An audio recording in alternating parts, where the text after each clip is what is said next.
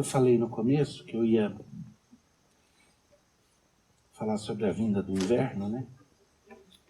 Mas quando a Bíblia fala do inverno que a gente deve temer, ela está falando do inverno da alma. Não simplesmente de uma estação que pode até nos ser benéfica. O que a palavra diz é bem claro. Quando Jesus, no capítulo 24 de Mateus, e hoje eu vou pregar no 22, mas no capítulo 24, na continuação do tipo de interação que ele está fazendo com o povo dele, ele começa a preparar a igreja para dias que virão. Ele fala de tempos nos quais as pessoas vão ser de um certo modo e tal. No versículo 10 ele diz: nesse tempo muitos hão de escandalizar, trair e odiar uns aos outros. E aí ele continua e diz: levantar-se-ão muitos falsos profetas e enganarão a muitos. E no versículo 12 ele diz: e por se multiplicar a iniquidade, o amor se esfriará de quase todos. E desse inverno é que eu tenho medo.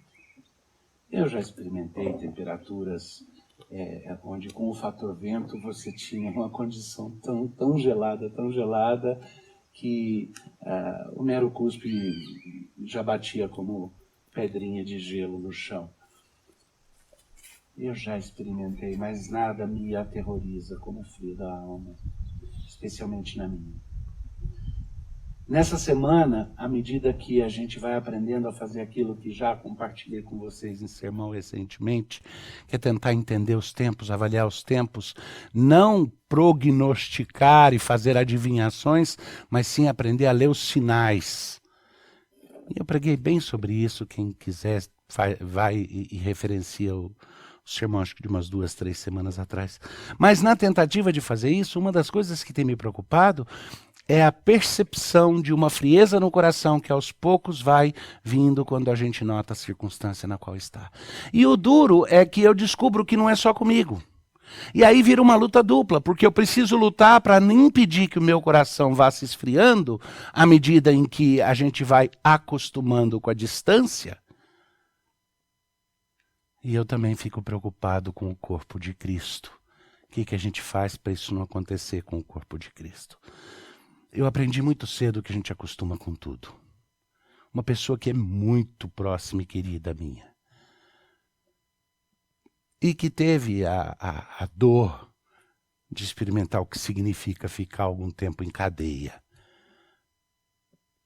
Já me dizia desde menino, a gente acostuma com tudo, até com cadeia.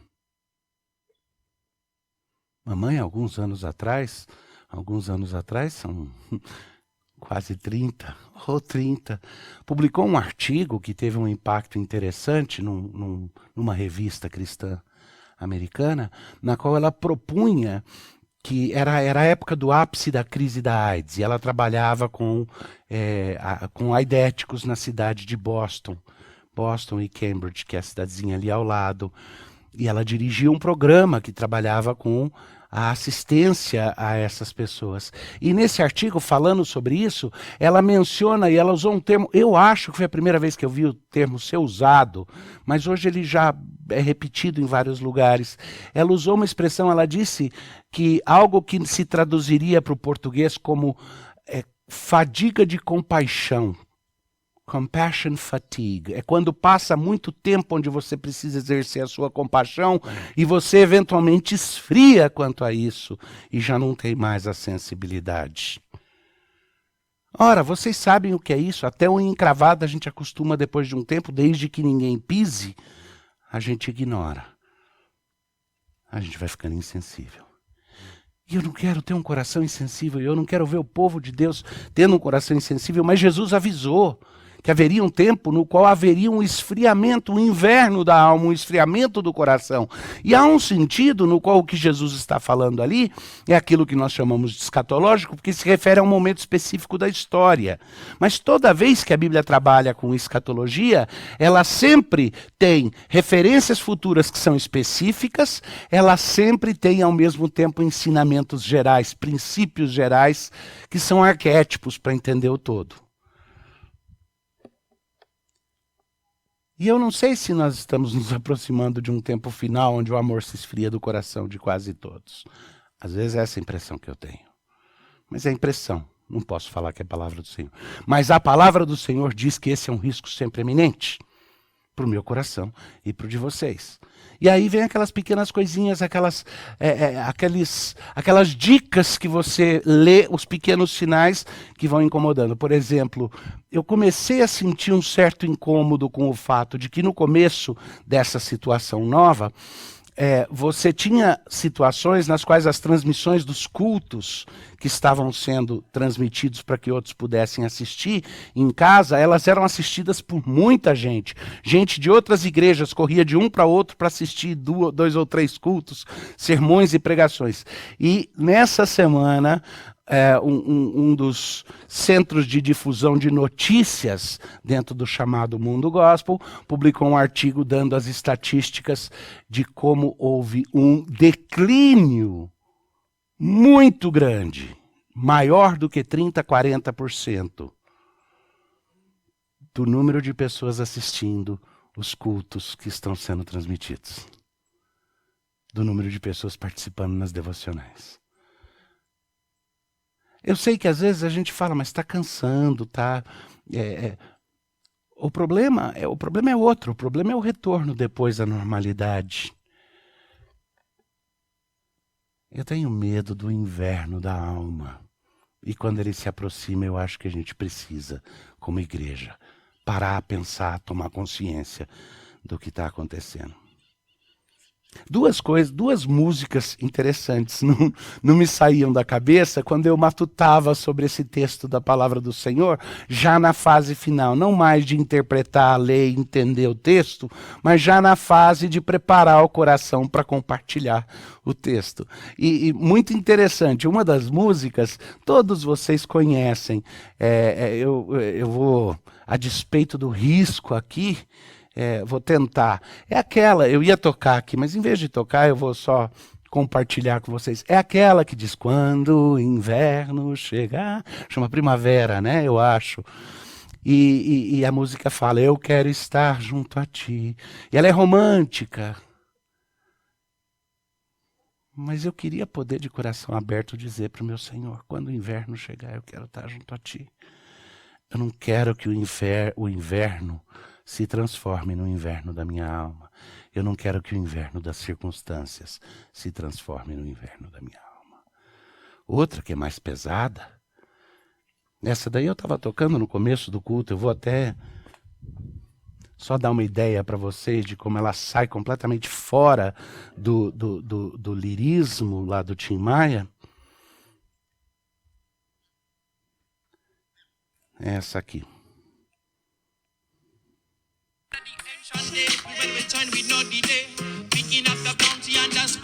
Quem não conhece é o Rabino Matichal, que é cantor também e que canta as músicas dele baseadas nos Salmos, tá? E essa música em particular é sobre o Salmo 137. Na verdade não é sobre, é o Salmo 137. E ela diz, Jerusalém, se eu te esquecer, se um dia eu te esquecer, se no meu coração meu amor por ti esfriar, eu quero que a minha mão direita esqueça o que ela tem de fazer. Eu quero que a minha língua cole no céu da boca, se um dia eu te esquecer. E essas são palavras do salmista. E esse é um salmo pós-exílio babilônico, que começa dizendo assim, Salmo 137, quando estávamos às margens dos rios da Babilônia, os nossos perseguidores nos diziam, cante-nos canções alegres. Mas como hei de cantar em terra estranha? Como é que eu vou cantar no cativeiro? Ah, Jerusalém, se eu me esquecer de ti, que a minha mão direita resseque e se esqueça do que ela tem que fazer. Ah, Senhor, se eu me esquecer de ti, que a minha língua cole no céu da minha boca e eu não fale nunca mais. Esse é o drama que acontece lá naquele salmo. E às vezes a gente precisa de um lembrete. Eu precisei, eu creio que talvez vocês precisem. E talvez mais ainda do que só vocês que estão conosco, aqueles que estão assistindo em casa. Que a nossa atitude deve ser: Senhor, se eu começar a esfriar o meu coração quanto a Ti, se eu me esquecer da comunhão dos santos, se eu me esquecer do gozo e da alegria que era cantar à beira dos rios da Palestina, se eu me esquecer da cidade santa do Senhor, que a minha língua cole no céu da boca e minha mão resseque. Quando o inverno chegar, eu quero estar bem preparado e forte para que o oposto polar, a polaridade inversa aconteça no meu coração. E quando o amor se esfrie do coração de quase todos, o amor se aqueça e seja luz, fogo e fortaleza nos nossos corações. Abre a sua Bíblia em Mateus, eu falei que ia ser em Mateus.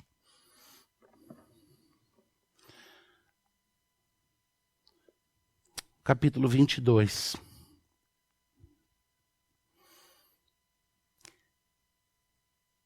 Everton me mandou um vídeo essa manhã. Eu não sei se ele percebeu nas nossas conversas a crescente preocupação no meu coração.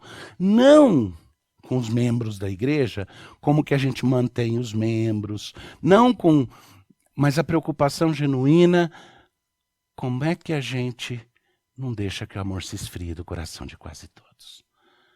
A Adriana anda meio impressionada porque um tempo atrás, numa pregação, eu expliquei que essa ideia do amor que se esfria do coração de quase todos não é apenas dos incrédulos, não é só o mundo que vai ficando mais cínico e frio, mas no coração dos próprios crentes, às vezes, o amor e a paixão se esfriam um pouco.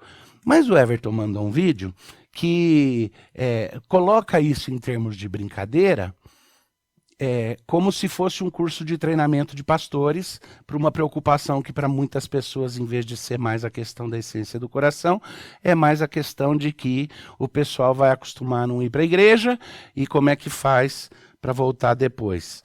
Então, o vídeo que ele me mandou, que é o curso de treinamento para pastores aqui, eu acho que vocês vão conseguir ver quem está em casa é capaz de ver melhor ainda, né? Ajuda se eu tampar aqui? Sair do sol. Pode? Então tá bom. Pronto. É um curso de treinamento para preparar os pastores para o que fazer quando as igrejas começarem a reabrir para trazer as suas ovelhas.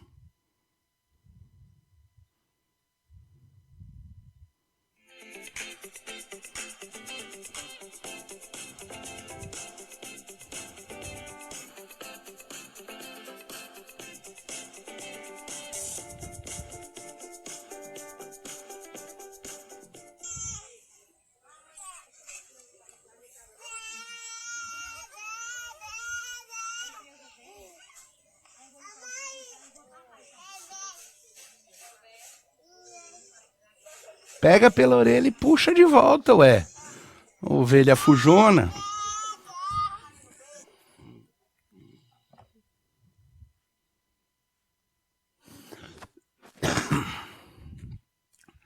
Seria fácil se o problema fosse esse. O problema é outro.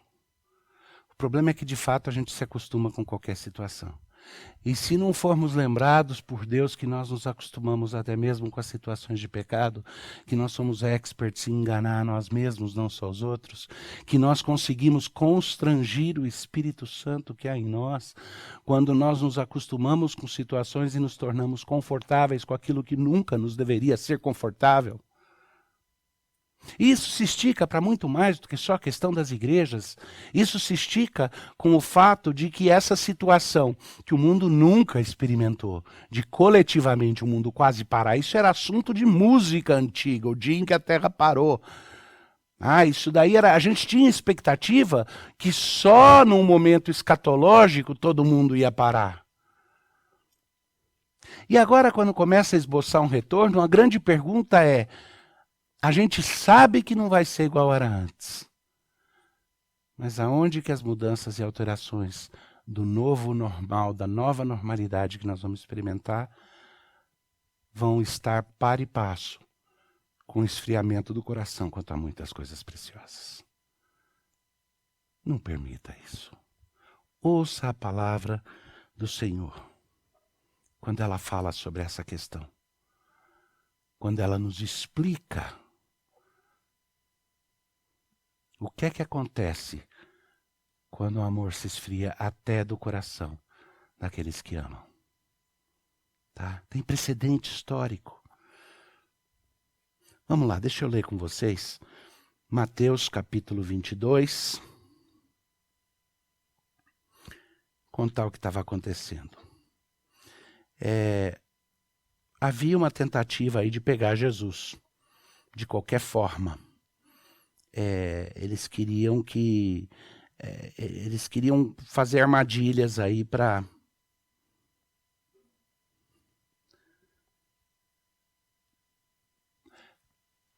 pegar Jesus.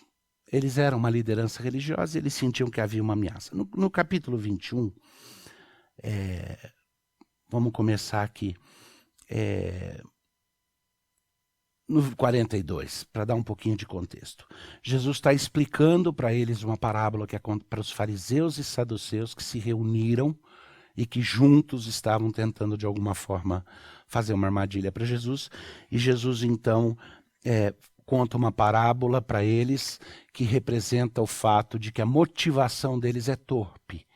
De que o que eles querem, de que aquelas pessoas que naturalmente seriam inimigas estão reunidas naquele momento, o que eles desejam mesmo, o inimigo em comum deles que faz com que eles se tornem aliados, que não se esperaria, é o fato de que eles precisam rejeitar Jesus. E Jesus então diz assim: nunca lestes nas Escrituras a pedra que os construtores rejeitaram? Essa veio a ser a principal pedra angular.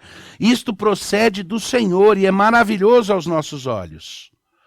E aí ele diz para eles, e essa é uma das poucas vezes nas quais Jesus usava parábolas para ensinar os discípulos, e as parábolas geralmente, as parábolas não são símiles, não adianta pegar uma parábola e tentar identificar cada ponto com uma realidade. A parábola é uma construção que tem um propósito principal, uma lição a ser dada, um ponto a ser batido.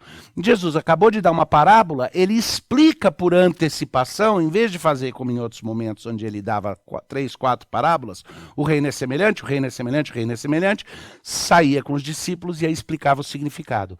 Nesse caso em particular, ele dá a parábola e daí ele explica: portanto vos digo que o reino de Deus vos será tirado e entregue a um povo que lhe produza os respectivos frutos.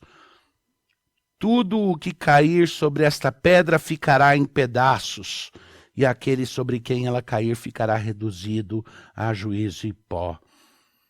Os principais sacerdotes e os fariseus, ouvindo essas palavras, entenderam que era a respeito deles que Jesus falava. Conquanto buscassem prendê-lo, temeram as multidões, porque estas o consideravam como profeta. Esse é o contexto. E aí Jesus começa com uma nova parábola. E essa, quando ele vai explicar, ele explica de forma particular. Ele diz assim no versículo 22, de novo entrou Jesus a falar por parábolas, dizendo-lhes: o reino dos céus é semelhante a um rei que celebrou as bodas do seu filho. Então enviou seus servos a chamar os convidados para as bodas, mas estes não quiseram vir.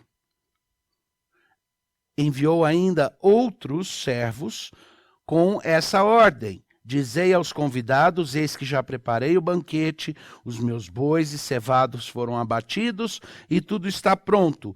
Vinde para as bodas.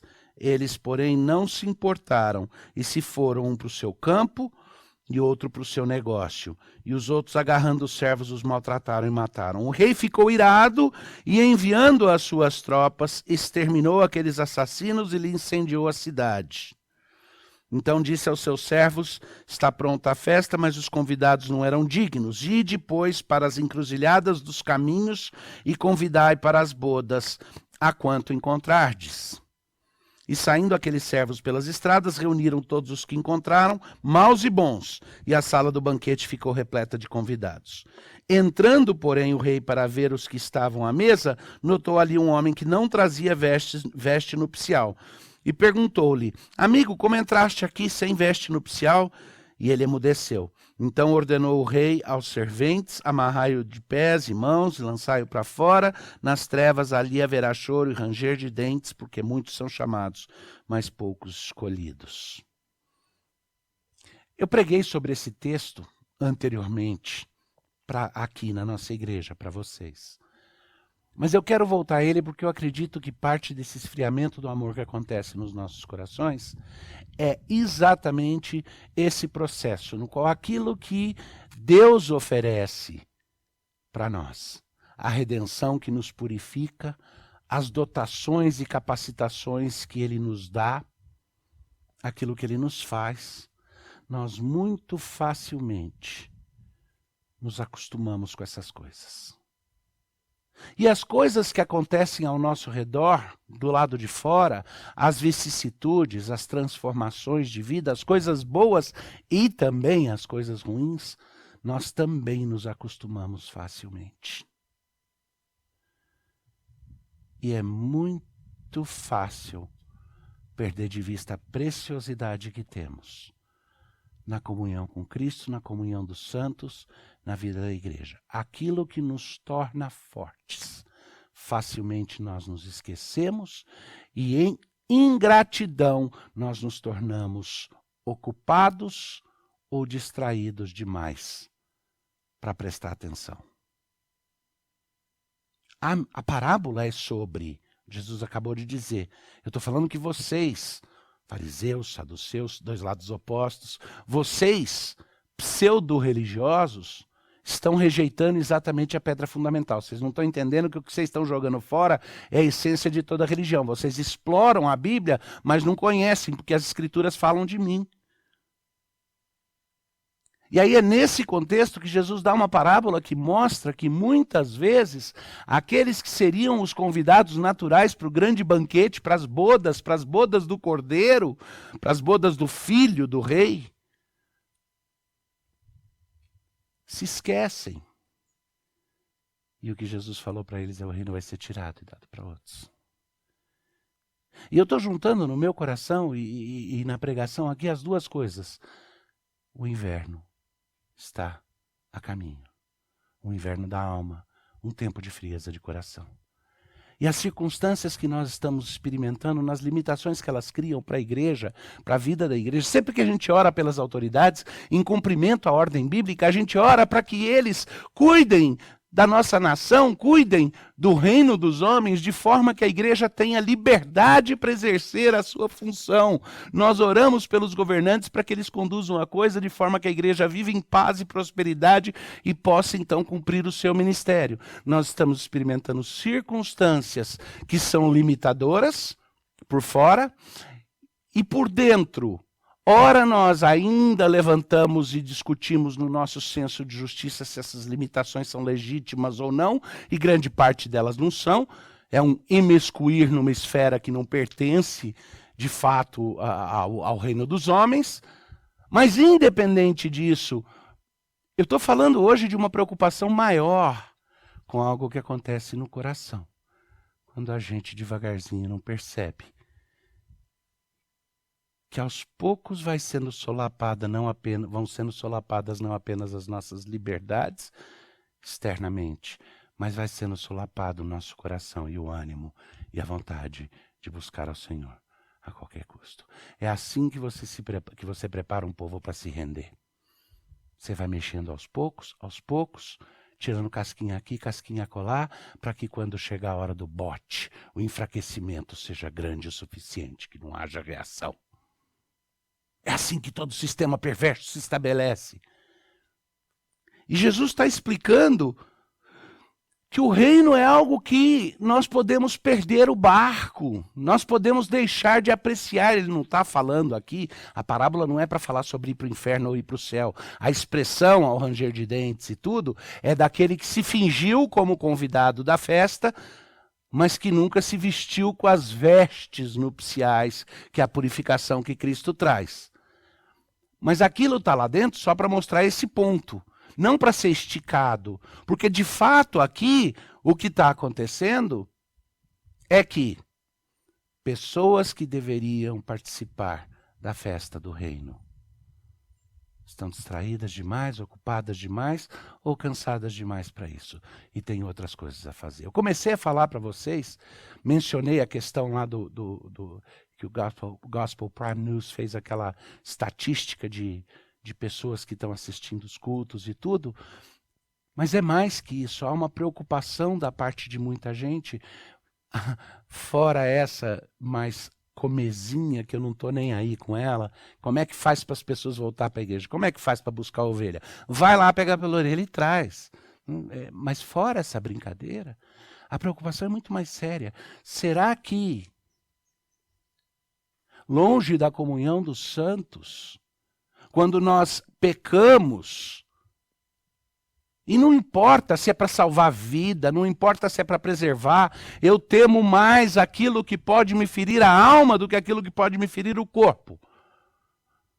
Quando nós nos esquecemos da Assembleia dos Santos, ou substituímos ela por alguma outra coisa, e o tempo vai passando, existe um risco. Note, eu não estou falando que o problema é adaptar-se a uma situação momentânea. Eu estou falando daquilo que eu tenho dito desde o começo dessa crise, que aquilo que é excepcionalidade vai se tornando um excesso com o qual nós nos acostumamos e depois laceia e nós não sabemos voltar para trás. E é isso também quanto ao coração da gente. E nesse momento, o que a gente tem medo é que esse esfriamento, não o externo, esse interno, nos transforme como ele realmente transforma. E que a gente deixe de aproveitar a festa e o banquete que Deus coloca diante de nós. Que a gente perca esse barco do convite do reino. Quando preguei sobre isso anteriormente, eu falei do fato de que nós somos não os convidados. A gente se identifica com a pessoa errada às vezes na história, né? Historicamente, os convidados que eram esperados que abraçassem o reino e não abraçaram foram os judeus ali, os fariseus e os saduceus. E nós somos aqueles que se beneficiaram, fomos buscados nas encruzilhadas e tudo, e vestidos com roupas especiais, tá? Mas rapidamente nós nos transformamos nos outros, que se acomodam e se acostumam. Deixa eu destrinchar um pouquinho mais de forma específica com vocês alguns pontos aqui que eu acho que são preciosos.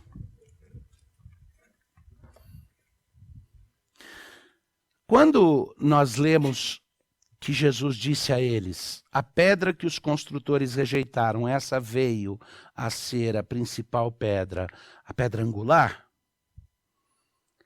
Jesus está se referindo primariamente ao povo da aliança. Ele não está falando no mesmo contexto geral da massa humana na qual ele diz o amor vai se esfriar do coração de quase todos. Mas o povo da aliança faz parte daquela massa geral. Então ele pode falar ao povo da aliança exclusivamente. Mas quando ele fala da massa geral, o povo da aliança está incluso na massa geral. Quando ele fala daquilo que acontece, vamos dizer assim, escatologicamente, daquilo que acontece no desenvolvimento. Porque nós vivemos como pessoas de dois mundos. Nós somos povo de Deus, povo eleito, raça eleita, sacerdócio, santos, preservados por Deus, mas o pecado ainda habita em nós e nós não fomos tirados desse mundo caído. Então experimentamos parte daquelas vicissitudes, só não levamos a culpa e a condenação porque essas foram tiradas, mas experimentamos a perda de privilégios implícita em qualquer esfriamento do coração daqueles que são eleitos. Mas ali nessa parábola em específico, quem presume que já sabe tende a rejeitar o aprendizado. Jesus está falando é disso. Quem assume que já sabe, tende a rejeitar o aprendizado. Eu não sei se você já experimentou, quando alguém vai te dar instruções para ir para algum lugar, uma pisada na bola, eu já dei essa pisada várias vezes, que a gente acha que já sabe onde que é, a pessoa começa a explicar, a gente fala, já sei, já entendi. E quando chega lá, a gente não tem ideia de como que vai. Antigamente, quando não tinha GPS, quando não tinha Waze, eu virava para a Adriana e falava, espero que você tenha escutado bem aquelas instruções, porque eu assumi que eu sabia, eu estou perdido. E aí o que acontecia? A Adriana falava, para e pergunta. E o que eu respondia? Homem não pede instrução, homem não para e pergunta. Na beira da estrada, o caminho para os outros. Bendito eis que me impede de ter que explicar repetidas vezes para minha esposa que homem não pede instrução.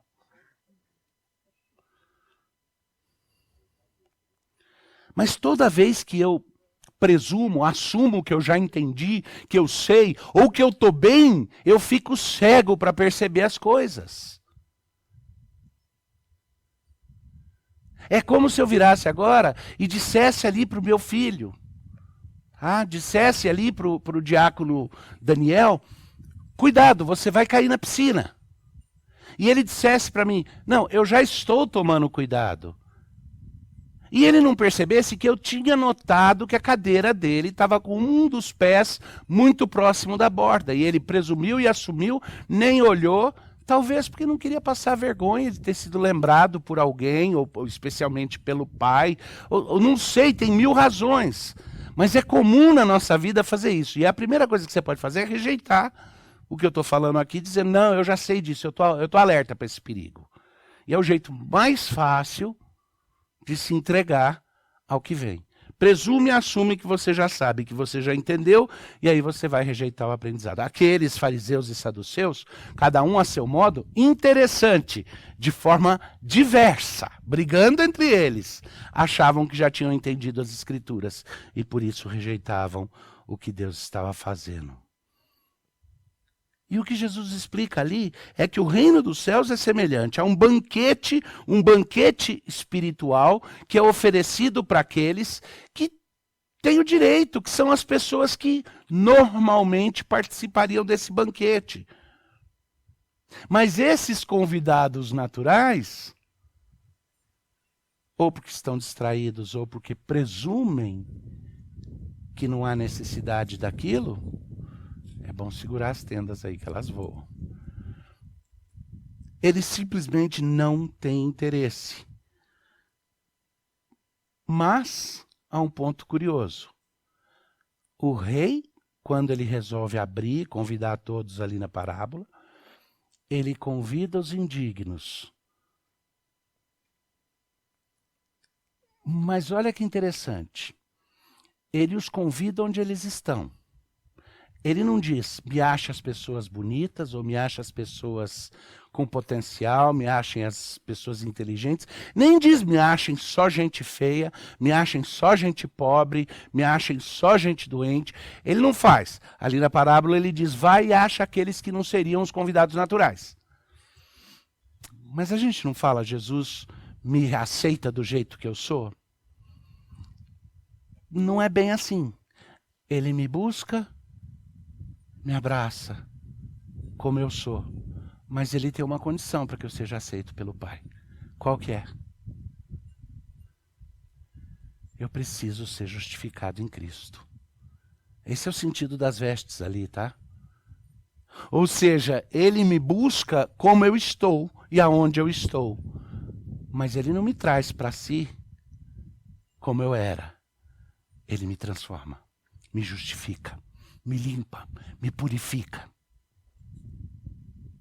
E o difícil é que quando Jesus está falando essa parábola para eles, ele está falando isso para pessoas que deveriam ter compreendido a justificação que vem mediante a confissão de pecados. Para esses fariseus e saduceus, eles deviam ter entendido que no sistema de sacrifícios era uma antecipação de um cordeiro que toma o pecado. A ideia de sacrifício vicário, a ideia de outro que carrega a pena. Eles sabiam isso, toda a cultura deles tinha sido feita para ensinar isso.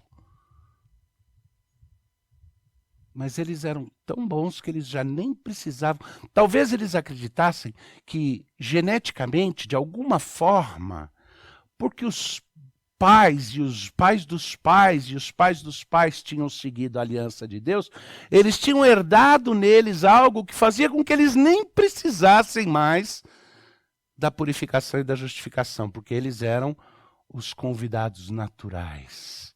Eles eram os herdeiros do direito e do privilégio. E Jesus vem para mostrar, não tem isso, eu tiro o convite. O significado é bem simples aqui, o significado dessa, e eu expliquei bem anteriormente pregando nesse texto, é ao mesmo tempo muito perigoso e ao mesmo tempo muito fácil para todo mundo que é um candidato natural ao reino ficar tão acostumado com a situação que perde o convite para o reino e segue fazendo as suas próprias coisas naturais. Ao mesmo tempo, esse rei, não aceitando esse desprezo por causa da familiaridade, vai e oferece o convite àqueles que são os convidados inesperados desse banquete. Volta lá para o versículo 43 do 21. Portanto, vos digo que o reino de Deus vos será tirado e será entregue a um povo que lhe produz os respectivos frutos. E aí vem esse ponto final, um povo que lhe produza os respectivos frutos.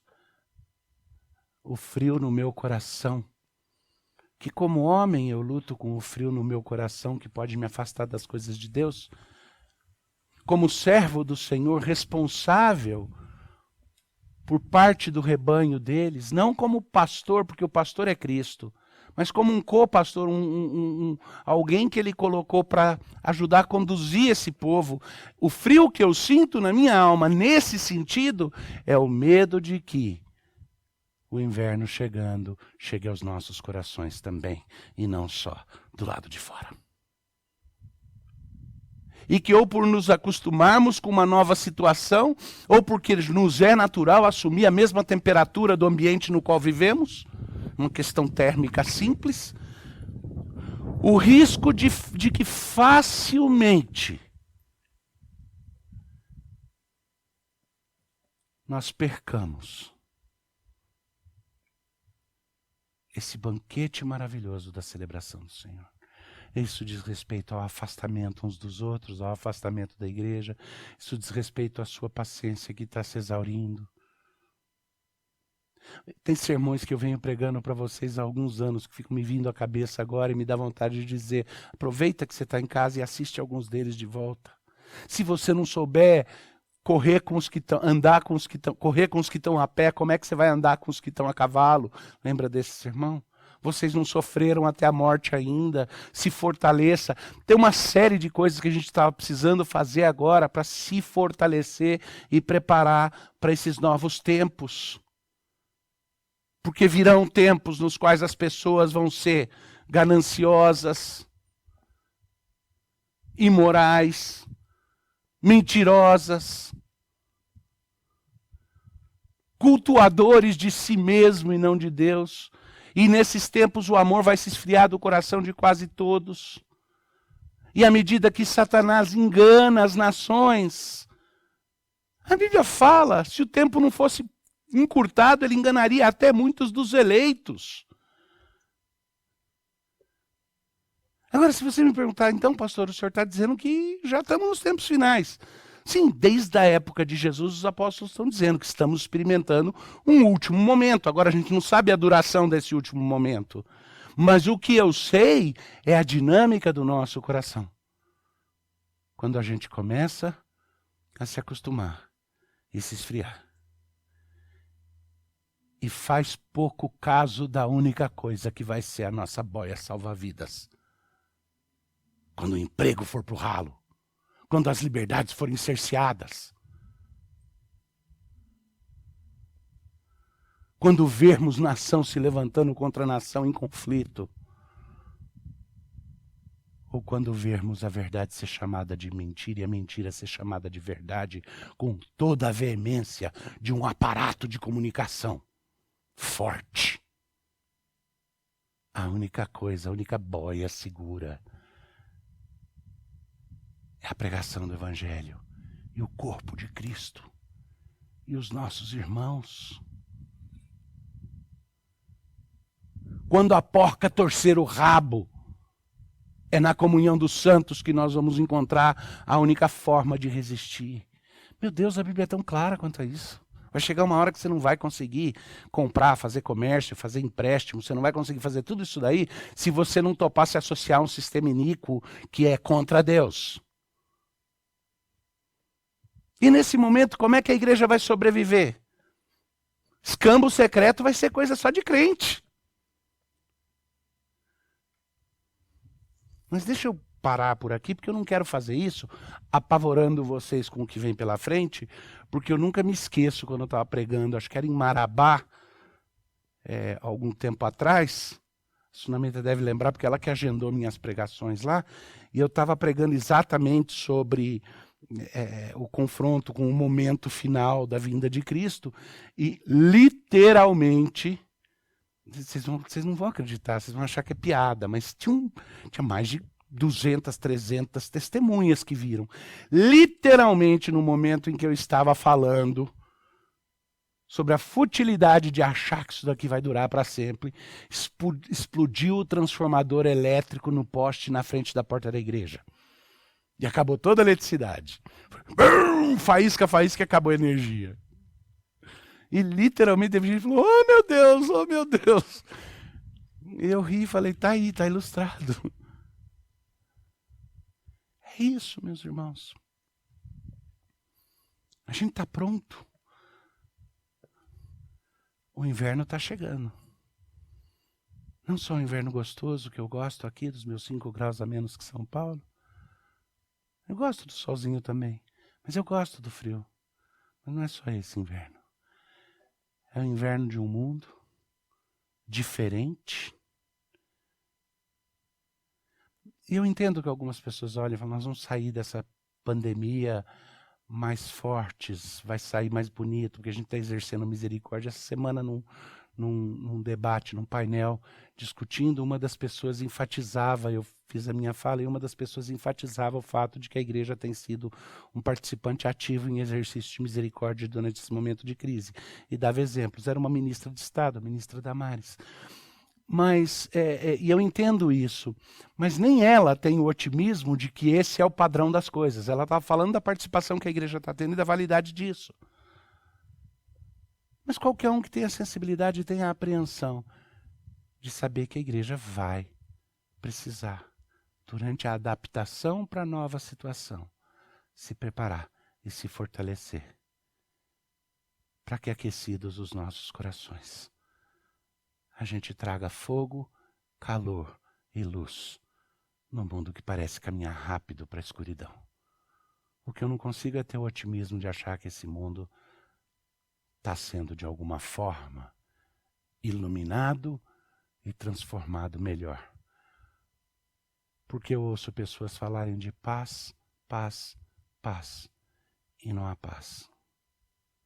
Porque eu vejo aqueles que dizem que a tecnologia vai nos salvar. E a nova Torre de Babel me parece ser virtual, feita dentro da Matrix. Não vai nos salvar. E eu vejo pessoas que dizem, eu tenho fé no homem, eu tenho fé na humanidade. E eles não conhecem o poder do pecado e por isso não podem conhecer o poder da cruz, da redenção e das promessas de Deus, de novos céus e nova terra. Que Deus os abençoe.